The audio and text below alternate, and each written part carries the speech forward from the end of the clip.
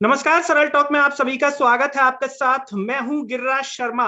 इस समय व्यापम में परीक्षाएं कराई जा रही है। व्यापम के द्वारा वो है मध्य प्रदेश की पुलिस भर्ती, जिसमें 12 लाख से ऊपर अभ्यर्थी अपनी किस्मत को आजमाएंगे। लेकिन जब जब व्यापम का जिक्र आता है, ऐसे हमारे जहन में एक नाम और आता है, वो है डॉक्टर आनंद राय, जिन्होंने व्यापम घोटाले का पर्दाफाश किया था। और व्यापम पर समय समय पर उंगलियां उठती रही हैं, क्योंकि व्यापम के क्रियाकलाप इस तरीके के रहे हैं। चाहे हम कृषि विस्तार अधिकारी परीक्षा की बात कर लें या फिर हम बात कर लें अन्य परीक्षाओं को लेकर के, जिस एजेंसी के द्वारा एग्जाम करवाई जाती है उन पर भी उंगलियां उठती रही हैं। एनएससीआईटी को ब्लैकलिस्ट कर दिया गया है और उसके बाद एडुकेटी को जो है पूरा जिम्मा सौंपा गया है एमपी की पुलिस भर्ती परीक्षा का। ऐसे में ये कितना सुरक्षित है? जितने भी 12 लाख अभ्यर्थी जो परीक्षा देंगे, क्या वो पूरी पारदर्शिता के साथ परीक्षाएं होंगी, उनके साथ न्याय होगा या नहीं होगा? चूंकि आनंद राय हर बारीकी को समझते हैं, इसीलिए हमने सोचा कि उनसे इस मुद्दे पर बातचीत की जाए, चर्चा की जाए। और हम चर्चा की शुरुआत करते हैं आनंद राय जी के साथ। उससे पहले सभी से एक अपील है कि इस आवाज को सब्सक्राइब कीजिएगा और सभी जगह सोशल मीडिया पर शेयर कीजिएगा। आनंद जी, बहुत बहुत स्वागत है सरल टॉक में।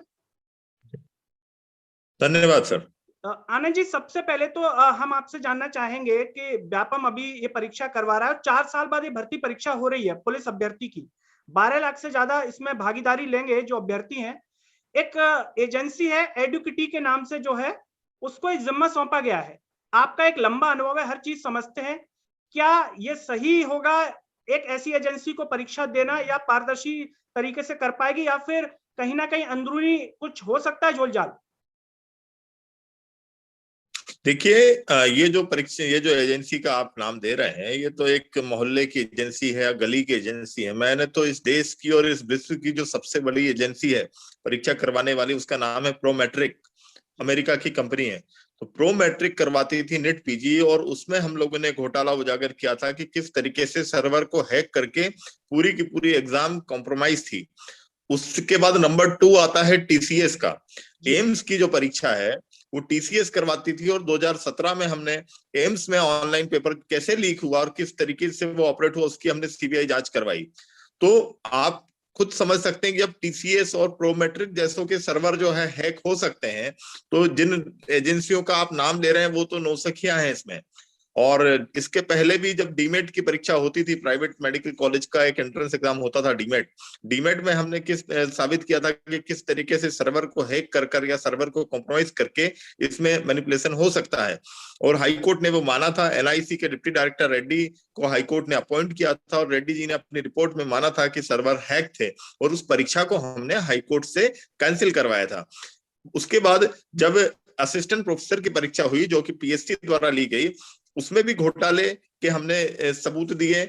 और भी कई परीक्षाएं जो हुई, उसमें ये सामने आया कि कुछ एक सेंटर्स को जो है वहां से अनुपात ज्यादा चयन का रहता है, तो कहीं ना कहीं वो जो सेंटर है वो कॉम्प्रोमाइज रहते हैं। और जो टेस्टिंग आईडी है, कई टेस्टिंग आईडी में एक एमी एडमिन सॉफ्टवेयर होता है, उसको यदि इंस्टॉल कर दिया जाए तो जो एग्जाम है उसका स्क्रीनशॉट एक पर्टिकुलर कंट्रोल रूम पर पहुंच जाता है, और वहां से वो लोग उसको सॉल्व करके और जो आंसर किए वो तमाम सेंटर्स पर भेज सकते हैं। तो मेरा खुद का ये एक ओपिनियन है कि जो ऑनलाइन परीक्षाएं हैं, हमारे दिमाग में ये डाल दिया गया है कि ऑनलाइन मतलब फेयर। एक्चुअली मैं आपको कहना चाहूंगा कि ऑनलाइन मतलब more vulnerable to leak the exam.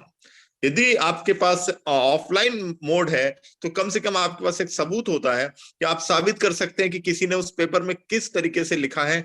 हम आरटीआई में वो कागज मांग सकते हैं, लेकिन ऑनलाइन में चलती परीक्षा में एक बार घोटाला हो गया और बाद में यदि आपने उस डाटा को सेव नहीं किया, उस डाटा को यदि आपने राइट ऑफ कर दिया और हार्ड डिस्क से आपने उस डाटा को हटा दिया 10 दिन 20 दिन के अंदर, तो कभी कोर्ट में या कोई भी देश की एजेंसी उस डाटा के आधार पर जो फ्रॉड हुआ है उसको नहीं पकड़ सकती है। मैं आपको बताना चाहूंगा कि फ्रॉड किस तरीके से होता है जी।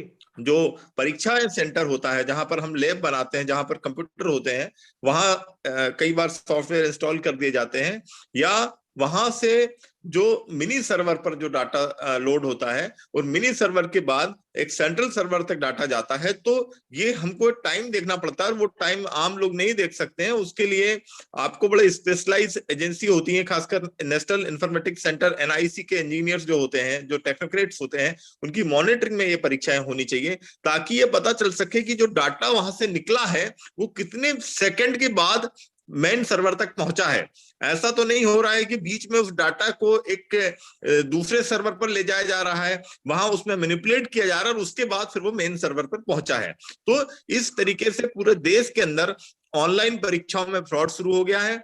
और जो इम्पर्सनेटर बैठा करते थे, बहुत पहले हमने बता दिया था कि थंब इम्प्रेशन भी कारगर नहीं है, क्योंकि चिप बन जाती है, उसकी बैंडेज टाइप की वो चिप होती है, तो दूसरे लोग थंब इम्प्रेशन का को भी मतलब एक डिच कर देते हैं। अब जाके आइरिस स्कैनिंग वगैरह शुरू की है। तो मेरा ये पर्सनल इसमें निवेदन है, या सरकार को मैं कहना चाहूंगा कि पुराना जो पैटर्न है ऑफलाइन एग्जाम का, उस पर आया जाए, चाहे आप 15 दिन उसमें लगाइए, लेकिन ऑनलाइन एग्जाम में जो फ्रॉड हो रहा है पूरे देश में, IIT तक की परीक्षाएं जो है लीक हो रही हैं, एम्स की लीक हो रही है, नेट PG की लीक हो चुकी है, बैंकों की एग्जाम लीक हो चुकी है, तो हम उस पैटर्न पे क्यों जाएं?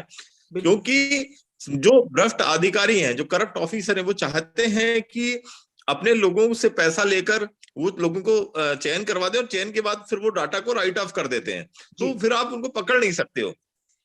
आनंद जी, आपसे हम ये जानना चाहेंगे, आपको पूरी नियमावली की भी जानकारी होगी कि एडुकेटी जो नाम बताया जा रहा है, इसने एक थर्ड जो एक और संस्था है उसको कुछ ना कुछ जिम्मेदारी दे दी है एग्जाम से संबंधित। क्या ये नियम के तहत होती है, या जिसको केवल काम दिया गया है केवल वही संस्था करके देगी, क्योंकि इसने किसी अन्य कंपनी को भी आगे कुछ इसका काम सौंप रखा है? देखिए, कंपनी जो ब्लैकलिस्ट हो जाती है, पहली बात तो उनको काम नहीं देना चाहिए ना, और दूसरा, यदि आप काम दे रहे हैं तो आपको ये देखना चाहिए कि क्या उनके पास इतना मैन पावर है, क्या वो दूसरे लोगों को आउटसोर्स तो नहीं कर रहे हैं, या वो दूसरे इंजीनियर्स जो काम करवा रहे हैं उनका उनका क्रिमिनल रिकॉर्ड तो नहीं है, वो पूर्व में तो इस तरीके की परीक्षाओं में, पेपर आउट में तो शामिल नहीं है। ये सब चीजें आपको देखनी चाहिए। और मेरा तो ये कहना है कि जिस तरीके से एक नेशनल टेस्टिंग एजेंसी बनाई गई है, NTA को ये सारी जिम्मेदारी देनी चाहिए। जिस तरीके से NIT की परीक्षा अभी NTA करवा रहा है, तो इस तरीके से जो प्रमुख परीक्षा है उनका जिम्मा NTA को दे देना चाहिए, और एक नया एक अन्वेषण विंग बनाना चाहिए, रिसर्च विंग जिसको बोलना चाहिए। जिस तरीके से NIA बनाई गई है, जिस तरीके से CBDT बनाई गई है, जिस तरीके से ED बनाई गई है, इस तरीके से एक स्पेशलाइज एजेंसी होनी चाहिए। जो ऑर्गेनाइज क्राइम जो चल रहा है ऑनलाइन परीक्षा में, उनको पकड़ने के लिए आपको स्पेशलाइज लोग चाहिए, आपको अच्छे इथिकल हैकर चाहिए, आपको अच्छे अनुभवी लोग चाहिए, हमारे जैसे लोगों जिनको अनुभव हो, जो पकड़ पाए चीजों को कि कहाँ गड़बड़ हो रहा है, या NIC के जो रिटायर्ड लोग हों, वो लोग उसमें शामिल होना चाहिए। तो इस तरीके से जब तक एक स्पेशलाइज एजेंसी नहीं बनेगी जो ऑनलाइन एग्जाम्स के फ्रॉड को पकड़ सके, तब तक ये घोटाला चलता रहेगा, और ये सालों से चल रहा है। जी आनंद जी, आपसे हम जानना चाहेंगे, कुछ जो छात्र थे उन्होंने हमें जानकारी दी, क्या ऐसा भी होता है? उन छात्रों का कहना यह था कि पेपर में ऐसा भी हुआ है कि किसी को लेट एंट्री दी गई है, कई छात्रों को, जबकि एग्जाम का समय निर्धारित था। तो क्या ये भी, अगर जो जिस तरीके से हम देखते हैं मध्य प्रदेश के भीतर, क्या ये भी एक सेटिंग का हिस्सा हो सकता है जिनको अगर चयन कराना हो? नहीं, ऐसा नहीं है। एक्चुअली कई तरीके हैं इसके एग्जाम को रिक करने के, ऑनलाइन एग्जाम के। तो कई बार जब लोग माइक्रोफोन ले जाते हैं अंदर, या उनके पास वो डिवाइस होती है जिससे वो बाहर से कनेक्ट हो सके कंट्रोल रूम से, तो पेपर तो पहले लीक होके बाहर जाता है, फिर उस पेपर को सॉल्व किया जाता है। सॉल्व करने के बाद उसका आंसर बताने के लिए ये डिवाइस काम आती है। तो ये लोग कभी उसको मास्क के अंदर लगा लेते हैं, कभी उसको अंडरगारमेंट्स में लगा लेंगे, कभी उसको चप्पल में लगा लेंगे। तो इस तरीके से वो जो पूरा रिसीवर सिस्टम है कि किस तरीके से वो आंसर्स उन तक पहुंचे, उसके लिए ये करवाया जाता है। तो इसके लिए जैमर भी लगने चाहिए। तो मैंने देखा है कि कई जगह जैमर का यूज नहीं किया जा रहा है, जैमर लगना चाहिए, जिससे कि ये जो सर्किट्स हैं, जो माइक्रोफोन्स हैं, ये काम करना बंद कर दें, ऐसी कोई व्यवस्था होनी चाहिए। और सबसे बड़ी तो ये है कि कोई NIC के जो रिटायर्ड ऑफिसर्स हैं वो इसको पूरा मॉनिटरिंग करें, तब जाके ही ऑनलाइन। और ये प्रैक्टिकली संभव नहीं है। आप कुछ बताइए, यदि हजारों सेंटर्स हैं, 15 दिन तक एग्जाम चल रही, तो हम इतने ऑफिसर्स कहाँ से लाएंगे? बिल्कुल। आनंद जी, जैसा कि कृषि विस्तार अधिकारी परीक्षा में हुआ कि अभी तक कोई जो है एक तरीके से नाम सामने खुल करके नहीं आए, और गृह मंत्री नरोत्तम मिश्रा जी ने उस समय PC की थी, तो ये कहा था कि बाहरी तरीके से जो है सिस्टम में अंदर घुसने की कोशिश की गई है और यह कहकर के परीक्षा रद्द कर दी, नाम किसी का सामने नहीं आया, तो क्या ऐसे में ये ना माना जाए कि अब ये जो परीक्षाएं हो रही हैं ये सुरक्षित है भी या नहीं है? नहीं नहीं, वो जो लोग थे वो तो क्लियर है, वो सब वीडी शर्मा जी के लोग थे, सारे टॉपर्स जो है वीडी शर्मा के। मैं तो साफ साफ बोल रहा हूँ, विष्णु दत्त शर्मा जी के करीबी लोग थे जी। और इसी कारण उसकी जांच नहीं हुई है। क्योंकि हम लोगों ने जब देखा कि टॉपर्स कौन है, तो वो कहीं ना कहीं उनके फोटोग्राफ्स हमको मिले विष्णु दत्त शर्मा जी के साथ, एबीवीपी से जुड़े हुए लोग थे। इसी कारण उसकी ढंग से जांच नहीं की। उसकी आप अभी सीबीआई जांच की अनुशंसा करवा दीजिए, दूध का दूध पानी का पानी हो जाएगा। भाई यदि आप एक तरफ बोल रहे हैं, उनका यदि हमने डिटेल निकाला, जब उनका हमने बैकग्राउंड निकाला कि उनका एकेडमिक रिकॉर्ड तो बहुत पुअर था, वो लोग सब टॉप 10 में थे, तो आप घोटालों की यदि जांच ही नहीं करोगे आप, तो सही आरोपी और सही लोग कैसे सामने आएंगे? बिल्कुल। आपने चर्चा की शुरुआत में एक अमेरिकी कंपनी का जिक्र किया, अच्छी कंपनियों के बारे में बताया कि इनके द्वारा एग्जाम करवानी चाहिए। तो हम आपसे जानना चाहेंगे, क्या व्यापम ऐसी कंपनियों के संपर्क में नहीं आ पाती है? कंपनियां मना कर देती हैं? क्या समस्या होती है व्यापम को अच्छी कंपनियों से परीक्षाएं करवाने में? देखिए, मैं तो कहूंगा कि जब देश में अब नेशनल टेस्टिंग एजेंसी ही बन गई है, देश की खुद की एक एजेंसी बन गई, तो आप एनटीए को काम दीजिए ना।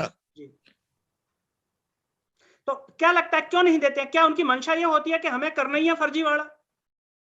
हाँ बिल्कुल, फर्जीवाड़ा करके हमारा जो कैडर है, भारतीय जनता पार्टी का जो कैडर है, एबीवीपी और जो दूसरे जो उनके अनुषंगिक संगठन है, उनके जो रिश्तेदार हैं प्रचारकों के और कार्यकर्ताओं के, उनको किस तरीके से सरकारी सिस्टम में प्लांट किया जाए, जी। और उसके लिए ये सब घोटालों का सहारा लिया जाता है। तो अधिकारी तो एक इसका हिस्सा है कि वो पैसा लेकर लोगों को चयन करवाते हैं, लेकिन कहीं ना कहीं जो रूलिंग पार्टियां, चाहे वो बीजेपी हो चाहे कांग्रेस हो, वो भी चाहते हैं कि उनका जो कैडर है, उनसे जुड़े लोग सिस्टम में प्लांट हो जाएं, जिससे बाद में चुनाव में उनको बहुत मदद मिलती है। क्योंकि आप खुद सोचिए कि यदि कोई टीचर की भर्ती है और टीचर की भर्ती में यदि उनको पता है कि इन 500 लोगों को हमने गलत तरीके से चयनित करवाया है, जब उस टीचर की ड्यूटी बूथ पर लगेगी, तो वो बूथ पर हमेशा बीजेपी या कांग्रेस उसको जिस सरकार ने बनवाया होगा उसका मदद करेगा, उसके हिसाब से उसको पूरा पूरा बूथ मैनेज हो जाता है। तो आप समझ सकते हैं कि यदि सबसे पहले गलत लोगों को चयनित करवाइए और उन लोगों की फिर चुनाव में ड्यूटी लगवाइए, वो कभी आपके खिलाफ नहीं बोलेंगे, वो हमेशा बूथ को आपके हिसाब से मैनेज करेंगे और वहां पर आपको सपोर्ट करेंगे। आनंद जी, ऐसा भी हमने ये अखबार के माध्यम से खबर में जाना कि जो एडुकेटी को जो कॉन्ट्रैक्ट दिया गया है, तो बैकअप में एक कंपनी रखनी पड़ती है, क्योंकि इतने लाख अभ्यर्थी अगर पेपर दे रहे हैं, किसी प्रकार की समस्या होती है तो बैकअप में रखनी पड़ती है। लेकिन व्यापम ने किसी भी प्रकार की बैकअप में कोई कंपनी नहीं रखी है। जो एडुकेटी है वो पहले बैकअप में थी जब जो दूसरी कंपनी पेपर करा रही थी, लेकिन अब इसको दे दिया गया है। तो क्या आपको नहीं लगता कि 12 लाख अभ्यर्थी पेपर देंगे, अगर किसी भी प्रकार की समस्या बीच में होती है तो फिर से ये डिले होता चला जाएगा? देखिए, जो सरकारें हैं ये रोजगार देना ही नहीं चाहती हैं, हाँ, और उसके कारण इनके बहाने होते हैं। कई बार परीक्षा में इस तरीके से तकनीकी खामी छोड़ी जाती है जिससे बाद में वो परीक्षा निरस्त हो जाए। पहली बात तो मैं आपको बताना चाहूंगा कि बेरोजगार छात्रों के जेबों पर डाका डाला जा रहा है। हजारों करोड़ रुपया एग्जाम फीस के नाम पर लिया जाता है, हजारों करोड़। आज कोई सरकार बनती तो उसकी प्राइमरी जिम्मेदारी क्या होती है? स्वास्थ्य, शिक्षा, रोजगार। हम जो टैक्स देते हैं, आप जो टैक्स देते हैं, जो हम वेट देते हैं, जो हम सर्विस टैक्स देते हैं, इनकम टैक्स देते हैं, ये पैसा आम जनता का पैसा होता है। इस पैसे से उन सरकारों को स्वास्थ्य, शिक्षा, रोजगार की जिम्मेदारी निभानी चाहिए। लेकिन उसके बजाय बेरोजगारों से हजारों रुपया, लाखों रुपया, करोड़ों रुपया, आप बताइए 12 लाख बच्चे इस एग्जाम में बैठे हैं, पता करिए कि कितनी फीस है और कितना करोड़ रुपया इस सरकार ने उन बेरोजगार नौजवानों की जेब से निकाल लिया, और वो चले जाएंगे। यदि परीक्षा में पेपर आउट हो गया और यदि परीक्षाएं रुक गई तो वो तो कहीं के नहीं बचेंगे। आज बेरोजगार नौजवान किस तरीके से कोचिंग की पढ़ाई कर रहे हैं, किस तरीके से वो इंदौर, भोपाल जैसे महानगरों में आकर अपनी तैयारी करते हैं। सिर्फ परीक्षाएं होती हैं, रिजल्ट नहीं आते हैं, रिजल्ट आ भी जाते हैं तो उनकी नियुक्तियां नहीं हो रही। बिल्कुल।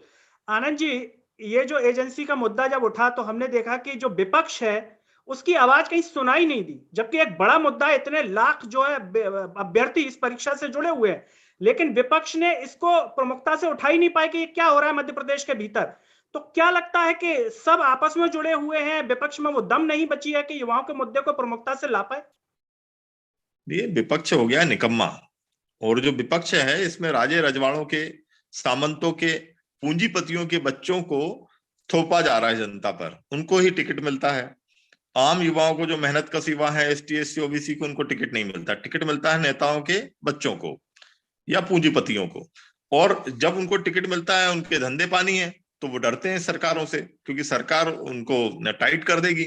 अभी आप देख लीजिए, जितने भी मंत्री पुत्र, जितने भी राजा रजवाड़ों के बच्चे जो मंत्री बनाए गए थे, आज वो कहाँ हैं विपक्ष में? न तो आपको सदन में दिखेंगे, न आपको रोड पे दिखेंगे। रोड पे डंडा खाते हुए आपको कोई नहीं दिखेगा।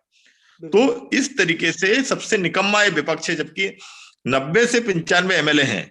यदि इतने एमएलए होने के बावजूद यदि आप कहीं जमीन पर नहीं दिख रहे हैं, आज युवाओं की मांग किसने उठाई? आज जैस के लोग गए, उनको डंडे मारे गए। आज 3000 लोग जब वहां पहुंचे तो युवाओं की मांग जैस जैसे संगठन ने उठाई। मध्य प्रदेश के सीएम जब इंदौर आए तो बैकलॉग के पदों की मांग किसने की? जैस ने की, जिसको हुटिंग जो वहां पर हुई कि भाई हमको बैकलॉग के पद आप भरिए, आप जो 1 लाख पद हैं इनको भरिए।